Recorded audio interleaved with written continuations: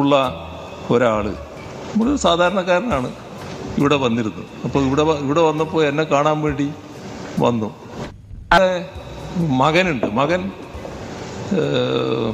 Degree മെഡിക്കലിന് പഠിക്കും, പാലക്കാടേക്ക് പോയി. ഭയങ്കര ആശ്ചര്യ കുട്ടിക്ക്. കേരളം എന്തൊരു മാറ്റാണ് മാറിയിട്ടുള്ളത്, ന്യൂയോർക്കിനേക്കാളും നല്ല. ഞാൻ ഒരു 5-6 മാസം മുമ്പ് ഒരു മുഖ്യമന്ത്രിയുടെ വാർത്താ സമ്മേളനം കണ്ടു. അപ്പൊ അതിൽ പറയുന്നത് അദ്ദേഹത്തിന്റെ ബന്ധുവാണോ സുഹൃത്താണോ ഞാൻ മറന്നുപോയി. സുഹൃത്തിന്റെ മകൻ അമേരിക്കയിൽ നിന്ന് വന്നു. അമേരിക്കയിൽ നിന്ന് വന്നിട്ട് പറഞ്ഞു, കേരളം കണ്ടപ്പോ ആ പയ്യൻ പറഞ്ഞു, കേരളം ഇത് എന്തൊരു മാറ്റമാണ്, അമേരിക്ക പോലും തോറ്റുപോകുമെന്ന് പറഞ്ഞു.